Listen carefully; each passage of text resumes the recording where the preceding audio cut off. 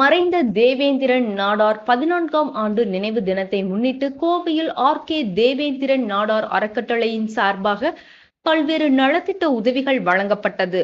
தேவேந்திரன் நாடார் அவர்களின் 14ஆம் ஆண்டு நினைவு நாளை முன்னிட்டு ஆர்.கே. தேவேந்திரன் நாடார் அறக்கட்டளையின் சார்பாக தேவேந்திரன் நாடாரின் சொந்த ஊரான தூத்துக்குடி மாவட்டம் மார்த்தாண்டப்பட்டியில் உள்ள தேவேந்திரன் நாடார் நினைவு மண்டபத்தில் ஏழை எளிய மாணவர்களுக்கு கல்வி உதவித்தொகை, சீருடை, இலவச தையல் எந்திரம், மாற்றுத்திறனாளிகளுக்கு உபகரணங்கள் மற்றும் அன்னதானம் வழங்கப்பட்டது.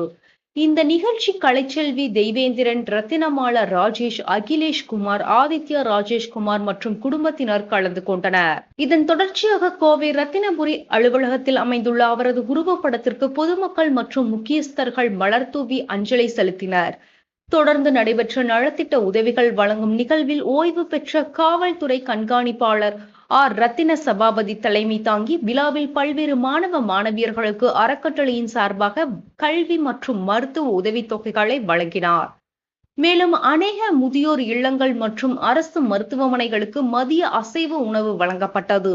இந்நிகழ்வில் கருணாகரன், தொழில் அதிபர்கள் கே. ஆர். ராஜா, கே. கருணாமூர்த்தி, தேவேந்திரன் நற்பணி மன்ற நிர்வாகிகள் தனசேகரன், ஐயம் பெருமாள், செல்வகுமார், கோபாலகிருஷ்ணன், சூசை ராஜ்குமார், ராதாகிருஷ்ணன், மணி, விஜயகுமார், தர்மராஜ், அலுவலக ஊழியர்கள் ஜெபபாளை ராஜ், இசக்கி காந்தி, பிரவீன்குமார், மகேஷ்குமார், பிரிட்டோ, பூர்ணிமா, ராதா, பிரியதர்ஷினி மற்றும் பொதுமக்கள் பலர் பங்கேற்றனர்.